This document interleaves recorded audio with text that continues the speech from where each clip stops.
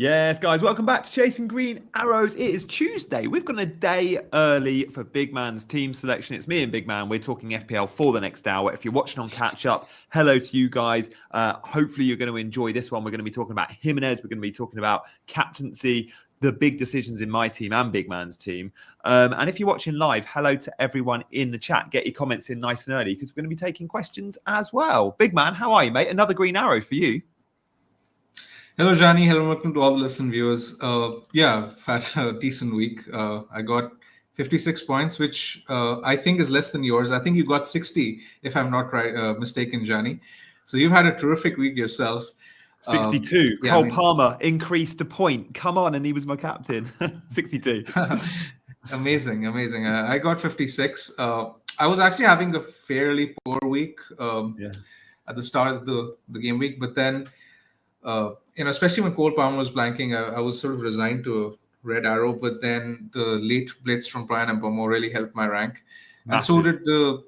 and so did the Poro auto sub and clean sheet, which was jammy. But yeah, I'll take that all day long. And that those two things are basically crucial to getting that green arrow that I needed. If I was a Poro owner, I'd be thinking, yeah, I got lucky. But at the same time, in a way, you were unlucky that he was benched in the first place, because if he plays 90 minutes, there's a very good chance he's getting an attacking return as well as the clean sheet, right? Yeah, in a 4 or 5 goal game, you expect Poro to get something. Although, look, in a 5 goal game, you expect Solanke to get more than an assist. Mate, I am so done. I'm so done with Dom decoy Solanke. He is nothing but a decoy. Since game week 6, I had him on wildcard. I regretted it instantly. Every single week, I've got a bigger fire to put out. Again, this week, I'll probably end up keeping him. But boy, is he a bang average FPL asset. Very good footballer, by the way. But those things don't always match up. We'll discuss Solanke later. Let's start with our game week first, because I still have something to say on that. But I think you've done really well. Who performed well for you? Yeah, Lewis Hall was massive. 15 Hall points. So yeah, I was good with that. I don't know. You're not complaining about the assist, are you? Absolutely not, mate. Intended target. That smile is giving it all away. Do you know what? My big decisions in the week were centered around Bruno, Isak, and Trent. I had Bruno. It was, do I keep him or not? Do I sell him and make money for an Isak or a Trent? I decided to sell Bruno, make money for an Isak or a Trent, and obviously went Trent. Isak banged, Bruno banged. So rubbish transfers by me this week. Like, if I'd left my team, I'd be way better off. And if I'd left my team, Mikolenko would have played as well. 7 points there. But can't complain. It was a good week. I bought in Enzo. He got an assist, and Enzo is looking good. Like, Enzo's going to get me loads of points. So yeah, a fairly good week. Like, I don't know who else banged, really. Like, it was 15 points from Lewis Hall. And then Gabriel, 9-pointer. Gabriel, but everyone had him. Palmer, captain, everyone had. Oh, Cunha, of course. Cunha's 9 was good. Yeah. But looks like Cunha's going to be banned, right? He's been charged today. Wolves have got till Thursday. Yeah, absolutely seeing a ban here, guys. We need to talk about Cunha. And of course, Aït-Nouri, who, by the way, about 70% of those watching owned Aït-Nouri last week. Like, that is mad. He has been the biggest FPL content creator space bandwagon of the season, and he's been rubbish. And now everyone's selling him. But they're about to buy Anthony Robinson, who I think is going to be really good for him. So yeah, I own Lewis Hall, not Aït-Nouri, but I'm a bit jealous of all those going to Robinson now, because I think they're gonna get points there. Johnny, I made an early transfer on Saturday night as well. Go on. The way. So we'll talk about it later in the show. Let's keep people hanging in there. Very good. Nice. So where do you want to start with our conversation then? Where should we go to? Jackson got big points as well for FPL Freddy. Yeah, shout out Jackson owners. Let's start with Solanke and Cunha. Let's start with Solanke first, I guess. So yeah, you've already sort of echoed your thoughts about him. My thoughts are still different. I think he's not done terribly, but the fact that people like Isak have just scored, I don't think he's done terribly. Like, honestly, he's blanked once in 5 games, in 5 starts. In his previous 5 starts, he's blanked once this season got more than 6 points. That's fine, but people were along, all right. But he's rubbish. Okay, so hear me out, please. Come on. People were saying similar things about Mbomo when he had blanked 4 out of 5 times between game week 10 and 14 in what was a very good run of fixtures. People sold him for similar reasons. He got 13 points against Newcastle, then 9 against Chelsea. You get these kind of swings with people who play 90 minutes and who are nailed and who are going to be I wouldn't say talisman, but who are going to be there attacking for a good team, which is expected to score goals. And Spurs are exactly that. Spurs will score in pretty much every fixture, and I would expect Solanke to be involved. Yes, people like Isak have been banging 15-pointers in recent times, which obviously adds to the frustration. I'm not saying that Solanke is a terrific asset to have. I've been disappointed myself, but my point is that he's not exactly a must sell at this point, because you will get spells like these with, for example, with Saka. I mean, both of us sold you sold Mbeumo, I sold Bruno for Saka 3 weeks ago when Arsenal had a really good run of fixtures. They had United at home, Everton at home, Fulham away, and Saka blanked. That does not necessarily mean that Saka is a bad asset. He's still going to deliver points for us in the weeks to come, and I assume that you're thinking similar about keeping Saka. You don't have any concerns about him with the team in the team. I can give so many examples. Bruno earlier on this season, I mean, people were piling on him as to him being a terrible asset for 8 to 9 weeks. What does he do in the next 6-7 weeks? He goes on and smashes it. So I think you need to be patient with certain kind of players who are going to play 90 minutes, especially in a congested period. People tend to undervalue such players. And I think Solanke is just a good hold. I'm not looking at selling him at least in the next 3 to 4 weeks. I might sell him later, but in this period, he's going to be a good hold. I have no reason to think otherwise, because you're selling a good asset for another good asset. That does not exactly merit using a transfer. I think people have other bigger fish to fry.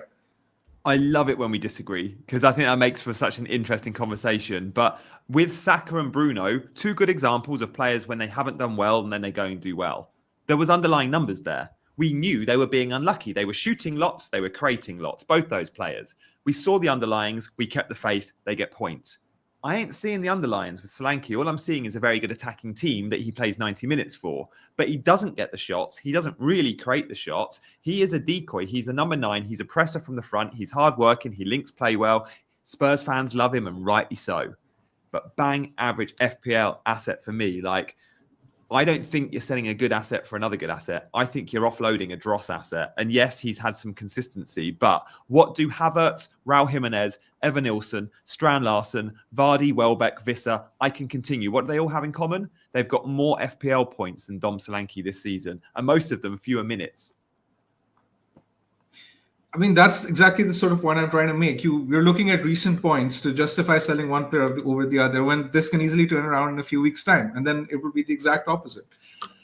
That's the way I look at it. And you're also missing the fact that Solanke has actually missed quite a few games this season. He's not exactly played similar minutes to some of the other players that you mentioned as well. So I just think having nailed on players in the team who are expected to do well, I mean, I'm not expecting him to haul, but he's expected to be consistent. When you look at his points in recent weeks, 5, 6, 2, 5. I mean, that's 4 of his last 5 starts. Yes, he hasn't really delivered. He's been average.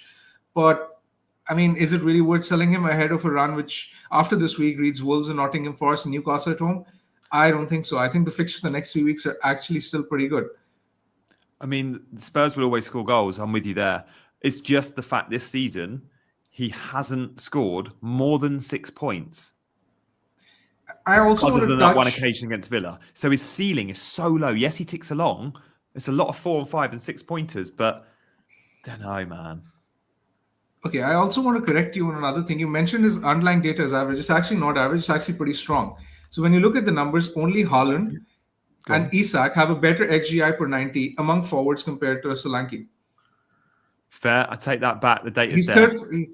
He's third for XGI per 90 You among said forwards. the minutes are fairly low. He's had 1,100 minutes. All those forwards I mentioned are around. I'm talking about XGI per 90. I'm not talking about XGI. I'm talking about XGI per 90. So that is irrespective of minutes. Yeah. Right. So he's getting the numbers. The underlying data is still pretty strong. So yeah, I mean, he will deliver sooner rather than later. People sold him Momo for similar reasons, because his sort of data had dropped off for like 3 to 4 weeks. And then when what happens? He comes and delivers a big haul.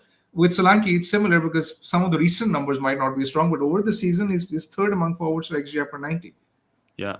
There's part of me that agrees with everything you're saying, because I've kept him this long. If I thought he was completely dross, he'd be out of my team a long time ago. The thing for me, though, it's more in a case of I've always got other fires or other priorities. And this week, yet again, I'm probably going to be owning Solanke because my fire is Cunha, right? Is likely to be Cunha.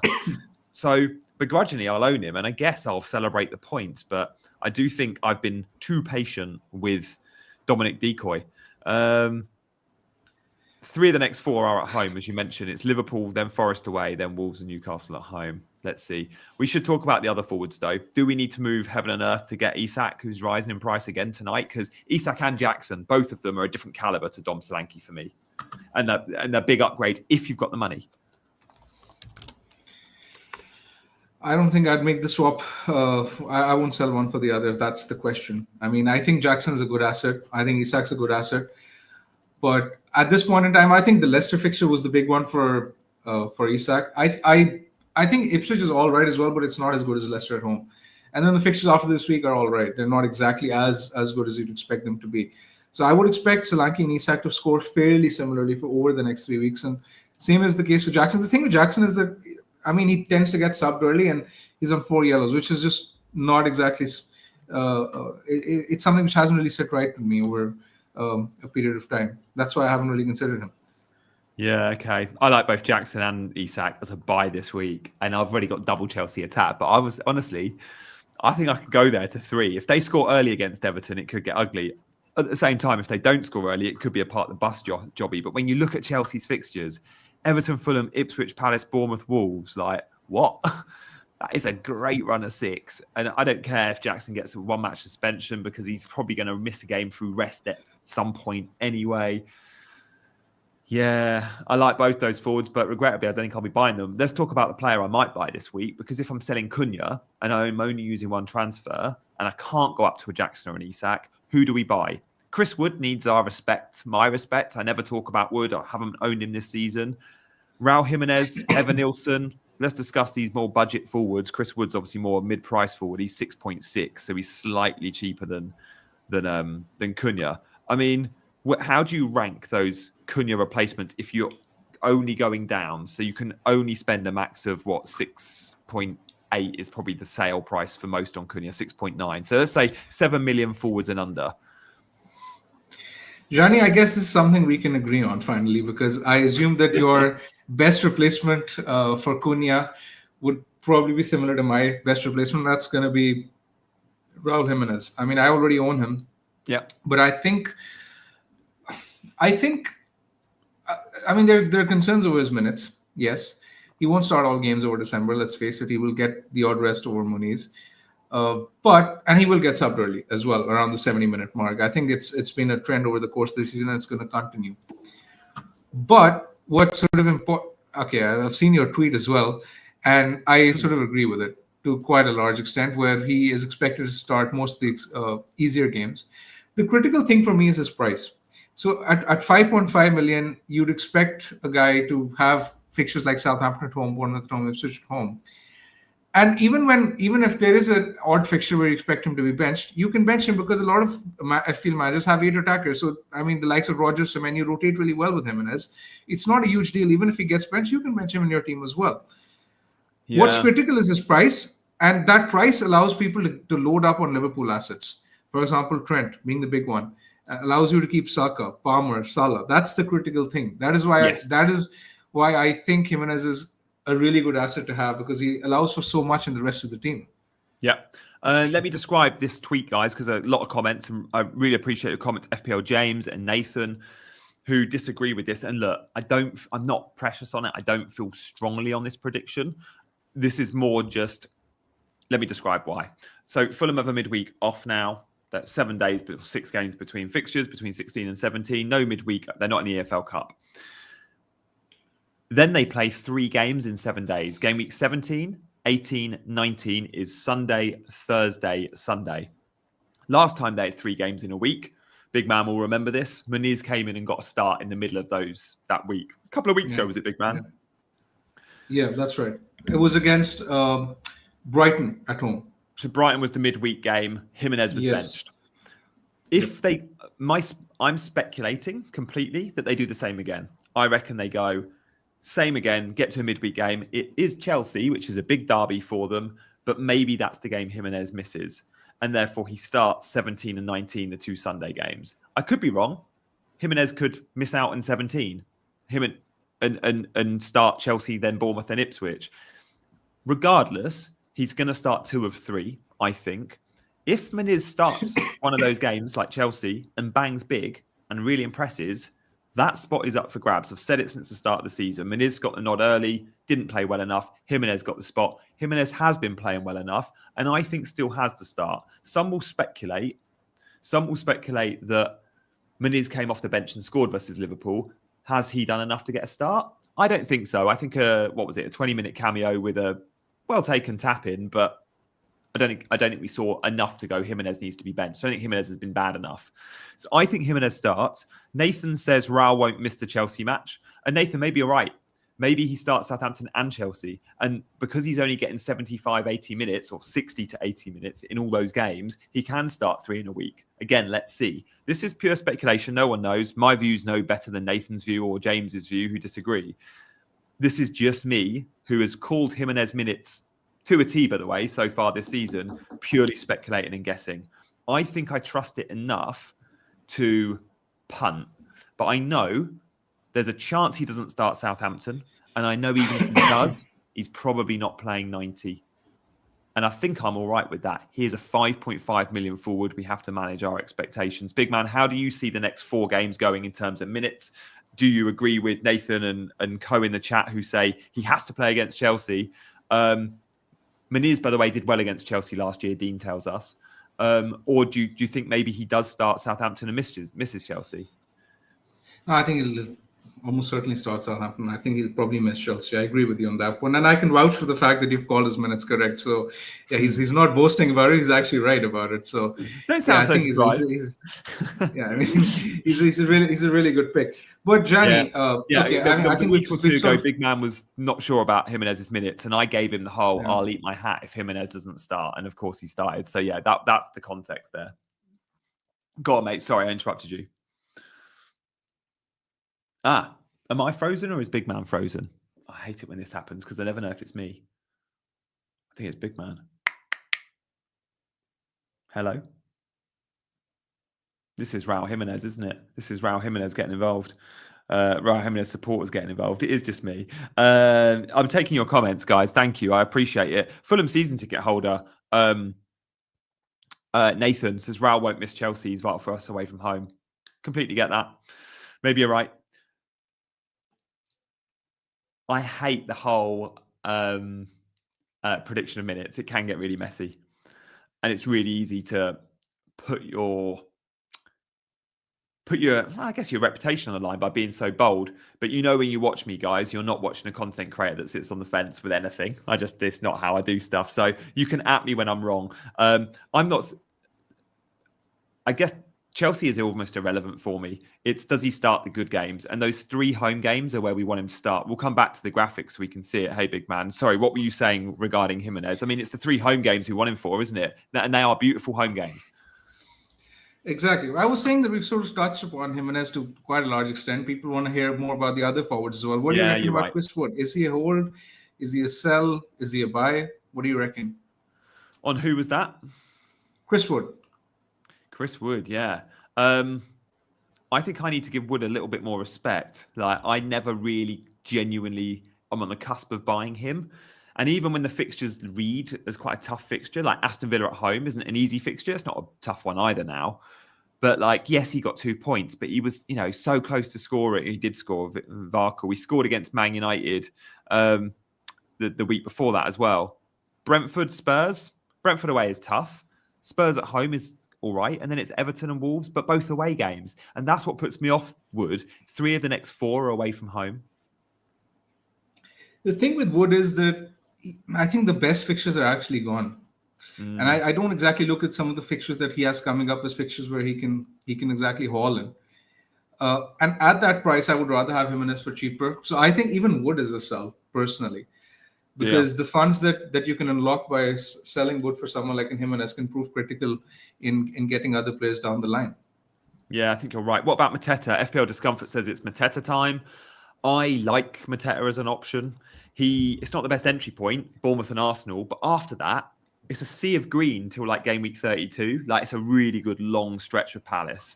And I think he's only got 4 goals this season, but Palace are showing signs of more and more goals. They've scored 9 in their last 5, almost 2 goals a game they're averaging. And we remember from last year how good Mateta can be under Glasner. And if Palace are starting to function in attack, Mateta's going to be the big beneficiary, isn't he? He is for sure. And I don't necessarily mind Bournemouth away next week. I think this is the tough fixture for him this week at home to Arsenal. He's getting 90s actually, which is a bit surprising because with Nketiah, I would have thought he'd rotate a bit more. But this is the only week he sort of came off early on the 59-minute mark. I think he's probably a wait and see, just because of his minutes and because I think there's a good chance that people might want another triple up in Crystal Palace. So, for example, I think Eze and Munoz will be pretty clear in terms of being options in the times to come. They might want someone else apart from Mateta. So that's why I think Mateta is a wait and see. But I'm certainly eyeing up someone like an Eze in game week 18 for sure, because their fixture run is ridiculous. I mean, like you mentioned, it's as good as it gets. I mean, Bournemouth, Southampton, Leicester, West Ham, Brentford, Man United, Everton, Fulham, Aston Villa, Ipswich. I mean, that's their run till game week 28. It's really good. It's the best long run going, isn't it? When you look at all the ticker, like long term, if you're not looking at a wild card anytime soon, then yeah. Also, Sarr is being Ismaila Sarr as a midfielder. Thanks, Freddie. Yeah, I like that. But yeah, I think Mateta's price point feels a bit high when you can get Eze at a similar price in midfield. Eze is a bit cheaper. I put Cody Gakpo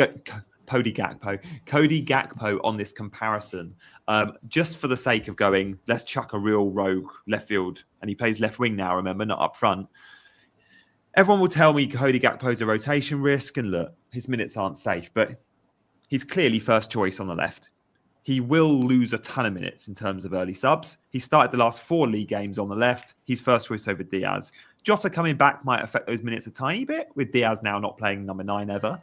Cody Gakpo, he loves a back post header from a Salah cross. He's had 2 of them in the last 4 game weeks. I just think Cody Gakpo is not one for me because I'm going to go after Jota, who I think is the better pick.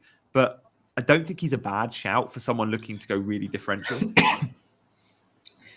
I mean, to be fair, I haven't really looked at the third Liverpool attacker or the third Liverpool slot as someone I would get as an attacker, because the likes of Darwin, Gakpo, Jota, Diaz, I don't just have any sort of interest in these players, because even though they can be consistent because they're playing for a great attack, I just don't have any trust in any of their minutes.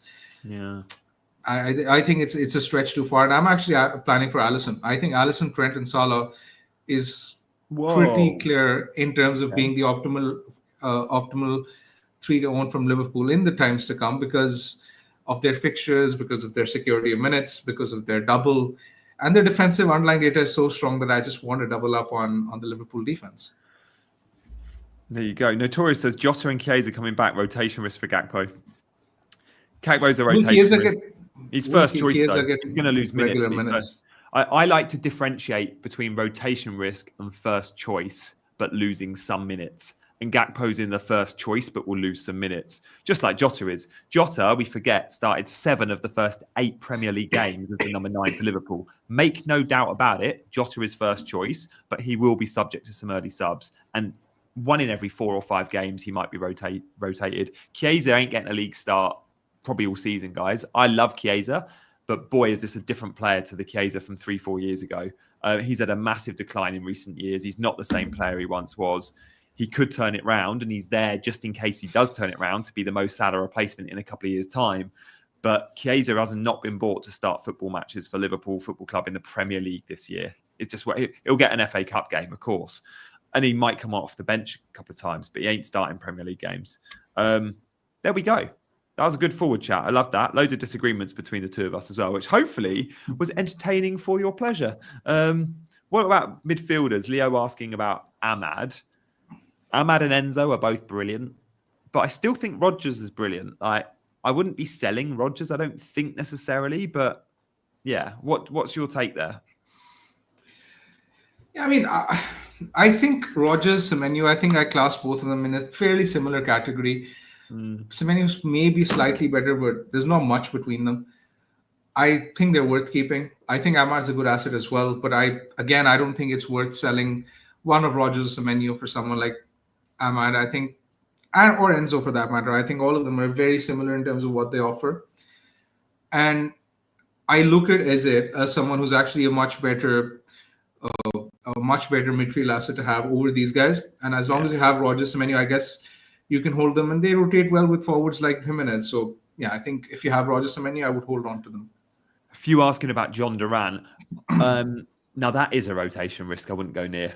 I'm all for buying players that might be 75% likely to start every week. Jota and Gakpo would be two examples of that. I'm not all for buying someone that's 30-40% likely to start every week. And that is unfortunately John Duran. Unless Ollie Watkins gets injured for a stretch, John Duran's a non-event, despite him being awesome. I think John Duran deserves to start for Villa. I don't think he will be. Smith Rowe and Iwobi is a Fulham asset. Smith Rowe starts every game other than when they go to Anfield or the Etihad. Those tough away games, the 2 games I think he's missed this season in terms of not starting. But again, he is someone that gets a lot of early subs. Iwobi's a 90-minute man. So if it's a minute's play, go Iwobi. Personally, I'd be tempted to look at Andreas Pereira too. Like, he, again, has been really good recently. But I think Raul Jimenez, I'm willing to punt there. There we go. Højlund, we haven't mentioned. There's always lots of love for Man United players because they're the most popular in terms of support. I think if you're buying United, it's between Bruno and Ahmad, depending on your budget or your appetite to invest in the team financially. Other than those two, there's no one at United I like, and I include Højlund in that, I think. I agree. I absolutely agree. Yeah. Okay. Mate, let's have a quick look at your team then and move. Well, let's move on to your team because you've probably got some decisions to make this week. And I have already made a decision, as mentioned earlier. Oh, yeah, of course. You went early. Show. So what? You've only got 1 free transfer now, not 2? No, I had 3. Now I have 2. 3. Yeah. Oh, what do you think I've done? Colwill, was that this week or last week? Yeah, that's right. I went Porro to Colwill this week. Yeah. Finally, Porro is gone.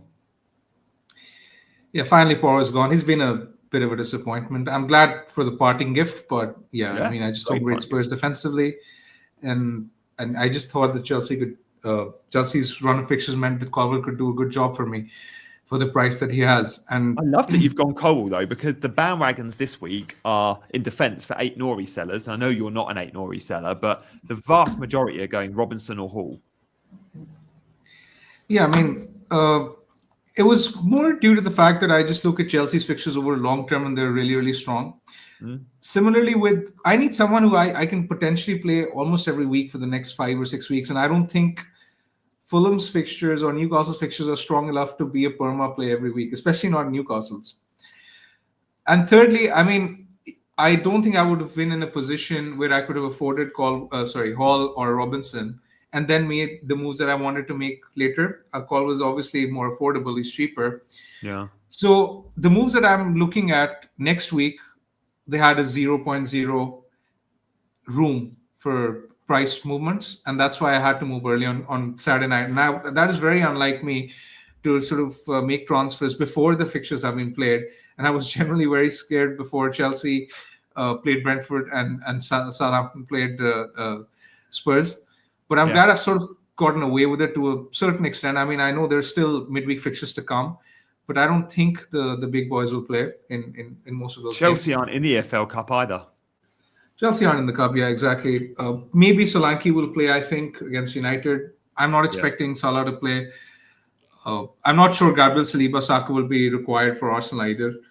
So, yeah, I mean, I guess the team looks all right. I don't actually have any decisions to make now because the bench is fairly straightforward. I'm not going to be playing Dunk, Mykolenko, Rogers, and the team looks all right. But I think you don't have 8 Nori and Cunha like a lot do. You know, a lot this week. The vast majority of teams have at least one of those Wolves assets. You didn't have either, so. Yeah, and this week, like, it seems to be like, one of those weeks where it's like the calm before the storm, because I will be making use of 3 free transfers next week. What I'm planning is a triple move with Mbeumo out and Mbeumo to Eze. We've just mentioned Eze's fixtures. Yeah, I will obviously assess Eze's minutes this week before making that decision, but I assume that he's gradually been building his minutes up, so he should be fine over the weeks to come. 100%. And Mbeumo to Eze, Fleck and Allison, Yeah. Because Flecken's fixtures from next week are terrible as well. Very much Yeah. similar to Mpomo. You give So him similar Forest at arguments home. for selling. I Yeah. give him Forest at home. Then I sell him for Alisson when he has Leicester at home. And I don't buy Alisson before Spurs.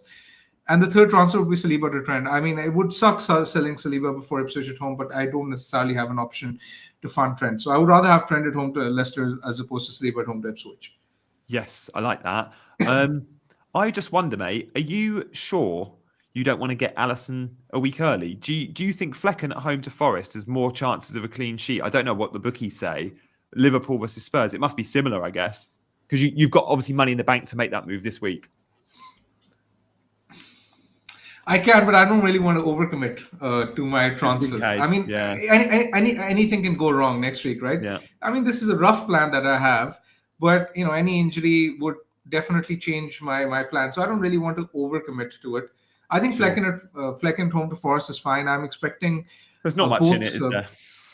Yeah, Brentford's clean sheet data is actually higher than Liverpool. Brentford have a 24%. Brentford have a 24% chance of a clean sheet. Liverpool have a 19% chance, according to the bookmakers. There you go. Mate, that forward planning all looks good. I mean, you're going to struggle to part with Saliba ahead of Ipswich at home, but I hear you have Trent Leicester at home. Let's see how you get on there, because Saliba is another clean sheet versus Palace, and you're going to be like, can I really get a step away from this defence when they've kept you 4 clean sheets and 6 or whatever it will be? Saliba's been my boy, man. I mean, it would genuinely suck selling him, like legit. But I mean, guys, there's loads of you watching. If you fancy supporting the channel, we would love you to 37 minutes in. This is the first time and only time I'm going to ask you. If you fancy hitting that subscribe button, that'd mean a lot. Likewise, if you want to support just with a simple like, you can. When you do subscribe, hit the notification bell, because then you know when we're going live. Like today, we've gone live on a Tuesday, not a Wednesday. We are back on Friday lunchtime. And Selmo, thank you so much for the super chat, mate. Appreciate that. With City and many other teams in trouble, where would you go triple for the festive period? What teams do we triple up on? Liverpool, Chelsea? Liverpool, Chelsea potentially. Who else really? I think the only two. I think. These are the only two you would want 3 from. Arsenal are not. I mean, I don't think so, because their fixtures from game week 19 will sort of turn, and I don't exactly look at. I mean, it's fine having 1 or 2, but triple up seems like a bit of a stretch. I think triple Chelsea attack could be on. I like Palmer, Enzo, Jackson as a genuine option. Like, I just think that's so fun at the moment, the way they're Johnny, do we have your team? We should have, yeah. It might be Let's discuss your team as well. It might be my points from last week rather than my team this week. But yeah, yesterday on Chasing Green Arrows, we showed my points. So we should be able to do the same again. That graphic would have already be on the system. I would love to have a look at some of your team plans as well, because I sort of get the feeling that that our teams might diverge again with some of the transfers that you might be making. I'm going after Jota, man. I'm going Jota in next week. You're going Jota for boxing. Well, I don't know who for yet, but for Boxing Day against Leicester at home, I think he'll start. I think it could be Morgan Rogers being sold. I don't know. It could be Saka out. It could be Rogers out. It could even be Enzo out. Let's see. No. So you're not planning for Trent? That's the big news. This definitely isn't my team, guys. I sold this team a very long time ago. You don't have Bruno. I remember. Oh, I don't have Greaves. I don't have a lot of these. Yeah, we'll bring this off screen. We showed my team yesterday, so we should have it with my points because it was on yesterday. If not, I can always send the producer a screen grab of my team. Let me know, Mr. Producer, and I can react to that. So I've got a big decision to make with Cunha. Annoyingly, I only have 1 free transfer. If I had 2, I could go up to a Jackson or up to an Isak and find the money somewhere. But I don't. Johnny, you mentioned it's a big decision. Yeah. Who are the alternatives? So I could sell Cunha and Solanke, get rid of both, and then get on sale for a hit, and then jump on a Isak or Jackson with a Raul Jimenez. But I'm not planning that. I'm planning to keep Solanke, downgrade Cunha to Raul Jimenez. That gives me like 2.5 million in the bank. And then I can upgrade either Enzo or Rodgers to Jota next week, or Saka. I've just bought Enzo in. I'm not planning on selling him. It'd be Rodgers out for Jota. I think that would be the plan.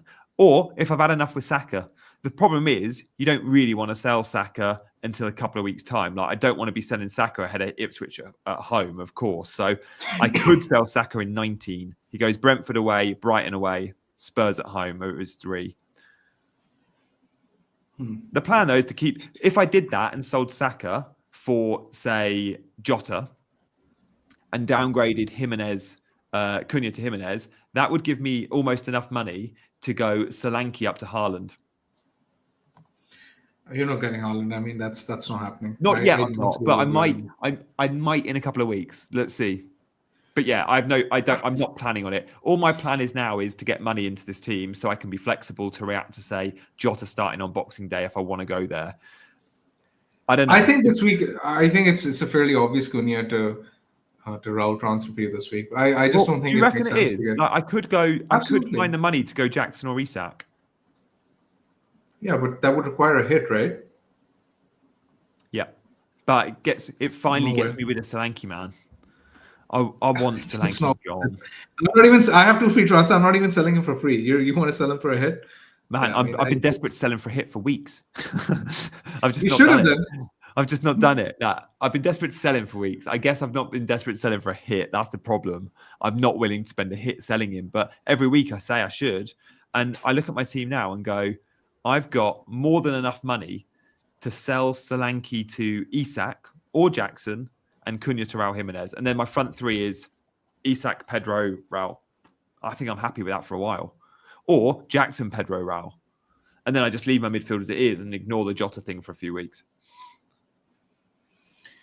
Yeah, I think I do Cunha to Jimenez. I think the rest of the team looks all right. Hall against Ipswich. Brent is fine. Gabriel is fine in respective fixtures. Are you fine keeping cells for that horror run? Because, I mean, I'm looking at my keeper as a priority thing to address. Do you know what? He rotates quite well with Fabianski. So it doesn't feel like a horror run because you play him in the good and not in the bad. So Brentford away, Spurs at home in the next 2. It's like, okay, Fabianski is Brighton at home. I'm happy starting Fabianski. And then Southampton away, I guess I'm happy starting him. Then in game week 19 and 20, Fabianski is Liverpool and City. Sure, you don't want to start him. But then in 19 and 20, Sales is Everton and Wolves. Like, I think, do you know what? At the weekend, Sales should have kept a clean sheet. Villa clocked something like 0.3 or 0.4 XG. Like, Sales that Forest defence is good. It was a brilliant header from John Durant. 0.08 XG, that header. Yeah, I mean, the defense is all right, but the fixtures would concern me. I think if you have a rotation with Fabianski, though, you can perhaps look at making it work. I think that sort of makes sense. I have Flecken as my standalone, so I absolutely have to make a transfer to sell. Yeah, I think if I had Flecken, I'd be doing the same, but I don't think it's necessarily a priority for me. I don't know. I still don't know quite if I sell Solanke and Cunha. Guys, we'll do a poll. Should I sell Solanke and Rico Cunha? Lewis, by the way. Gianni, are you starting him this week? Rico Lewis? No, he's my first sub. City are playing Villa away. Yeah, that's a tough Villa game. away. Yeah, I think I'd mentioned. Yeah, that's a tough game. Yeah, and Mykolenko again. Like, I'm happy that I kept Mykolenko again. Another 7-pointer. He's been brilliant. But just as a long-term, Mykolenko has been one of the success stories of wildcarding in game week 6. Yeah, shame every time he gets a clean sheet, he's on my bench. But yeah, he has been. You're right. The good thing is about my defence now, because I've got rid of Greaves, I don't have that fodder spot. I've got a lot of average players. Like you could argue Lewis Hall, Rico Lewis, Mykolenko, they're all average. But the rotation between them is fine. And I've got 5 options. So Trent and Gabriel start every week. And then it's just one of Hall, Mykolenko, Lewis each week. That's good. I think my defence is really set now. The goalkeeper, I agree, could be better, but I'm happy enough with. The midfield, now I've got Enzo in and Salah and Palmer going nowhere. Saka could be used as a cash cow if I need it. But if I can convert Solanke and Cunha to Jackson or Isak and Raul Jimenez, I think I could have a stormer and go differential with like Nico Jackson. Sure, he gets a yellow card. He misses a game. That game he misses, I end up having to play a back 4 maybe. And that's fine. But playing the back 4 would be fine. Or you play Rodgers, who's got some good fixtures coming up. Again, that's fine. Like Rodgers is probably going to be on my bench in game week 19 and 20. He's got Brighton and Leicester. Like, I could very happily play him. So things like the yellow card for Jackson don't bother me because my bench will be strong enough. So I guess the big question, if I do take the hit, is it Isak or is it Jackson? Because I think Jackson's got the better fixtures. I agree because, I mean, there's a price difference as well. You have to notice that as well, right? Isak You have to see rocketing.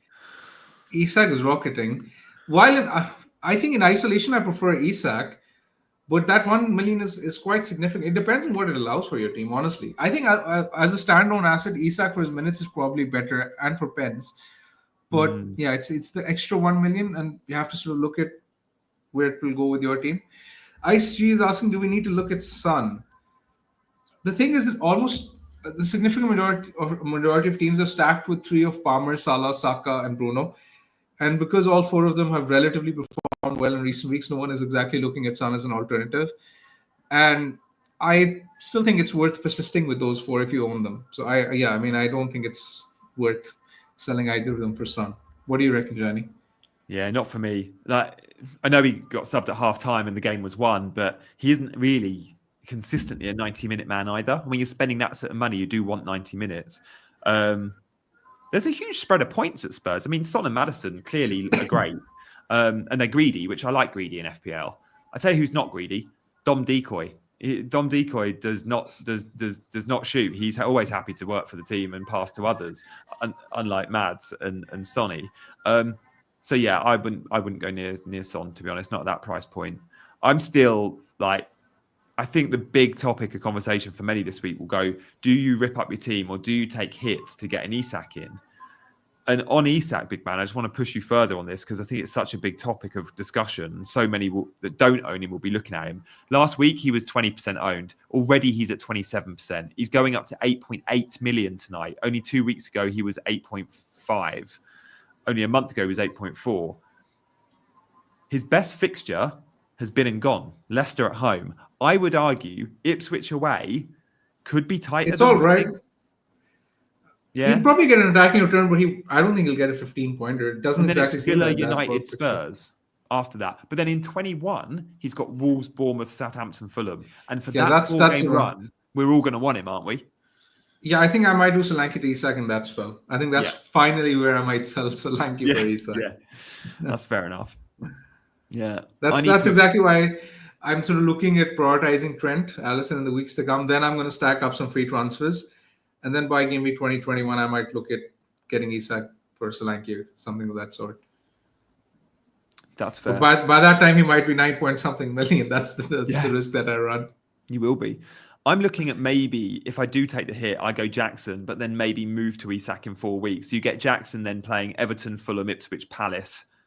Although you'd be selling him ahead of Bournemouth and Wolves, but then you could move to Isak, or you see how it's going. I mean, 3 of Chelsea's next 4, big man, they're good, but trips to Everton, Ipswich and Palace. Jackson on the road, though, is better than Jackson at home, isn't he?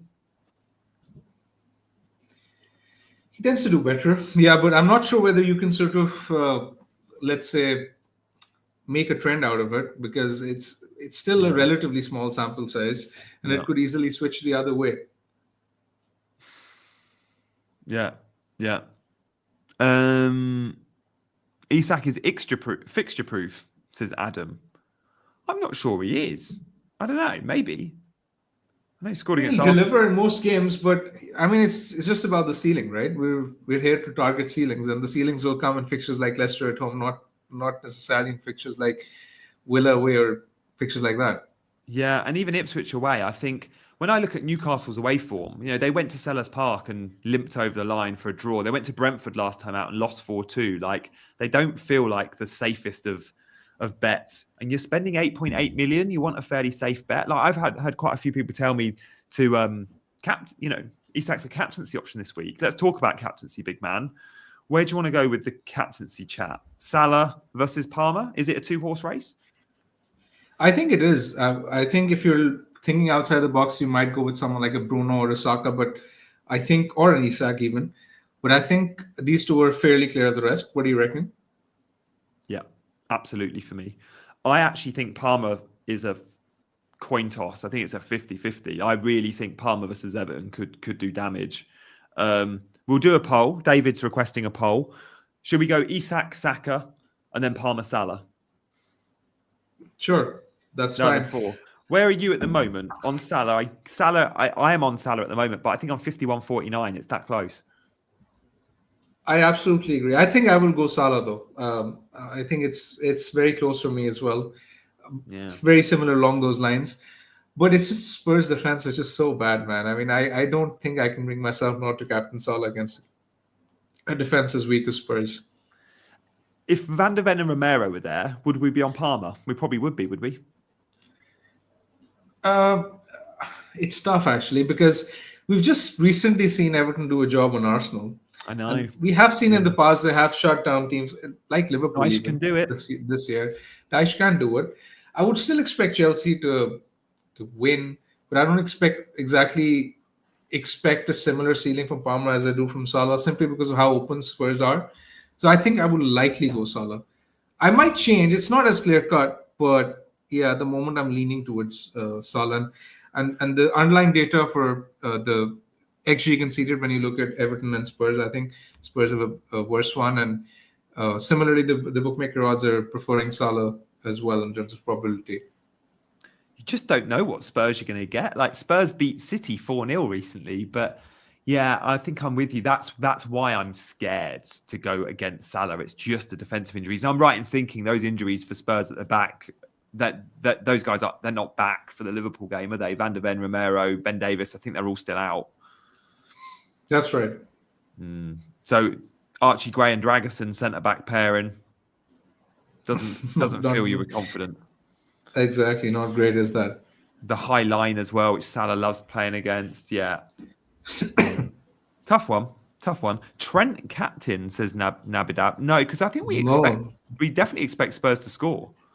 I just mentioned that Brentford have a better clean sheet percentage than Liverpool. Liverpool have a clean sheet percentage of 19%, which seems very, very low actually for a team like Liverpool. I was surprised when you said it was quite that low, but I guess the bookies really rate that Spurs attack, which is fair. The underlying data for Spurs, when we look at XG and big chances, they're right up there. I'm guessing they're top 3 or 4. I think Chelsea are probably top of most attacking metrics, but Spurs will be high as well.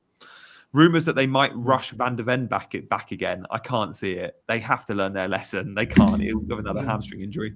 He's out for weeks. He's out for a few weeks. I don't think that's going to happen. Yeah, same as Romero. Yeah, I'm sure as well. There we go, guys. Let's take some questions, Johnny. Let's take some questions. We still have 7 minutes left. Salah's EO is going to be nuts, by the way. If this poll doesn't go by, 71% are on Salah, only 13% on Palmer. That's an opportunity, mate. That might be an opportunity. You might be right, actually, because if you think the captaincy is fairly split, then it could be an opportunity to go against the crowd. But yeah, I mean, I'm likely going to go Salah, and I think you might as well, Johnny. I sort of get the feeling that you will probably lean towards Salah as well. I mean, you also have Enzo, right? You have double Chelsea tax, so you don't really need to overcommit, right? I also might buy Jackson. And if I buy Jackson, I'm definitely captaining Salah. If I'm not going triple attack and the armband. Although many will say you should look at each decision in its own right, and that shouldn't make a difference. But that'd be too heavy for me. What do we do with Semenyo? I think we probably stayed patiently at the post last night. Could have been a 10-pointer, right?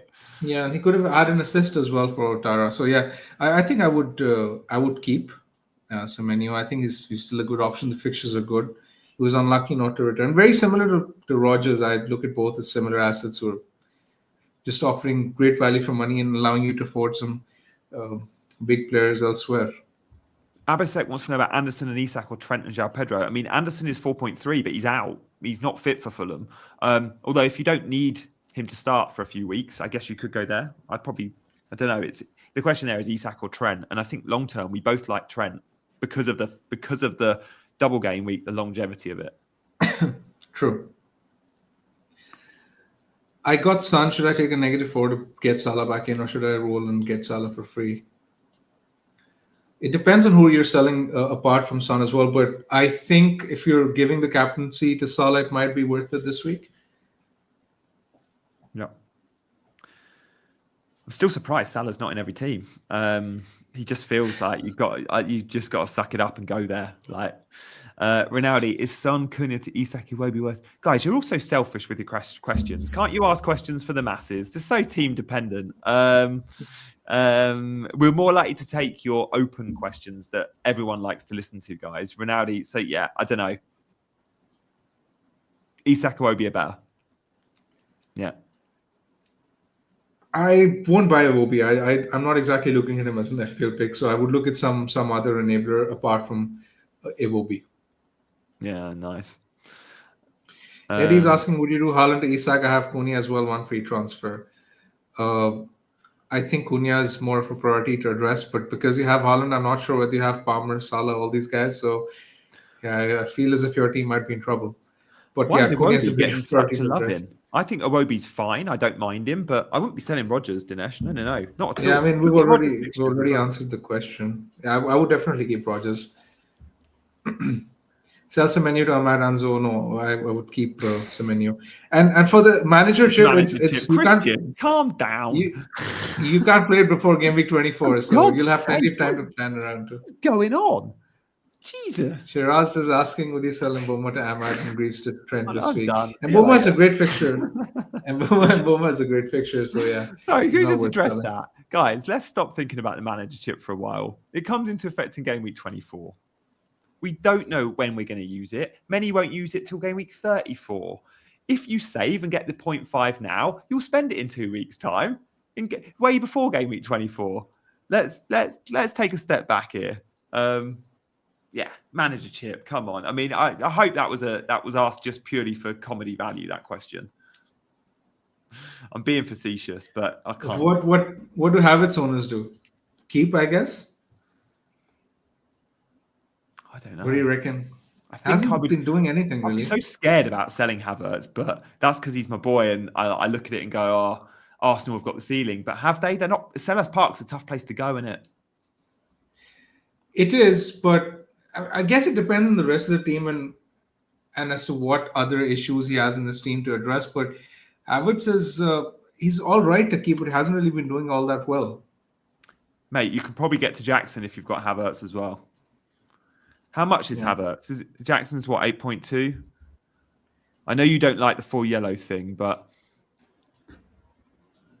I just think Jackson's got a stealing in him this week. 7.9 Havertz. If you can go Havertz to Isak or Jackson, I'd do it. Yeah, we didn't speak about Evan Nilsson. He's underwhelmed of late, but Bournemouth are a good attack. He does start every game, although he often comes off. But what do you make of Evan Nilsson as an option? I think Evan Nilsson is fine. I don't mind him. He hasn't really delivered as much in recent weeks, but Bournemouth are in the top 5 teams for XG this season. It's the run from game week 21 to 22 that's sort of worrying because the fixtures from then on in aren't as great. But yeah, the next 3-4 are all right. I don't think he's a bad option. I think you can go there if you want. Would you be tempted to buy him if you were buying? Because I mean, he's similar price point to say João Pedro and Raul Jimenez. I prefer Jimenez and Pedro for penalties personally, but I don't think Evan Nilsson is a bad option either. I would definitely keep him if I had him. I'm not sure he's a buy, but yeah, he's definitely not a sell. Do I keep Mboma? Yes, the fixture this week is still pretty good. It's hard to sell Mboma ahead of a home game, like no matter who they're playing. Evan Nilsson to Visser. Yeah, we didn't speak about Visser either. Visser again is an early sub merchant, and the fixtures are turning. I don't think I'd make that move, you know. Anthony is asking Jackson, Isak, forwards on, and have a 4.5 minute strike on the bench. I personally prefer having 8 playable attackers in this spell because of the fixture congestion. Wayne asked about Smith Rowe starting, by the way.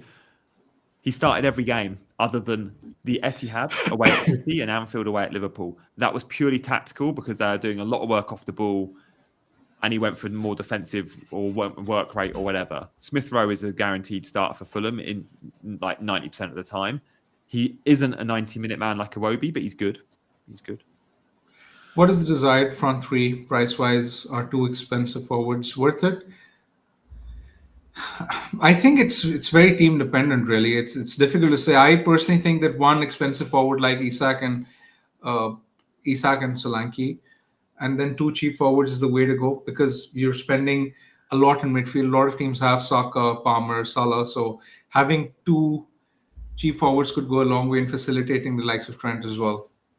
If you have the 2 forwards in Isak and Jackson, you can't have a Trent and a Saka, which a lot want. But if you're willing to compromise on one of those guys, I don't hate it. Cool. Okay. Mikalenko. Yeah, he's fine. He's great. Don't sell him. I've got him. And yeah, he's always on my bench as well. Ridham, yeah, Haaland. We addressed Haaland earlier. So yeah, we'll wrap up now, guys. We've reached over the hour, but I think Haaland, will have a discussion on Haaland another day. He's going to become a huge topic of conversation at some point. We just don't quite know when. All it will take is a Haaland brace or hat-trick, which surely will happen soon, and many will move towards him. But let's see. We need to see an improvement from the team. And Man City are a non-event at the moment, right? Correct. Yeah. Over 300 views and single-digit likes. No way, Nabadeep. Come on, guys. Please do hit the button. I think we must have more than single digits. That must be an error, but maybe only double digits. Also, everyone make sure to show some sort of love. Like the channel. Man, tell us why to like subscribe. The video, subscribe to the channel. Yeah. So that we can listen to your team predictions every week. You've been spot on with most players, like you say, Johnny. Why not? I mean, I've got lucky. I say I'm not spot on about FPL points. That'd be nice. But anyway, that brings us to the end of the show. So thank you, everyone, for joining in. And make sure to join us again on Friday. If I'm not mistaken, we're doing the show on Friday again with Dean as well. And hopefully we'll have some more updates from the press conferences by then too. So thank you, everyone, and good luck for the game week. Yeah, thanks.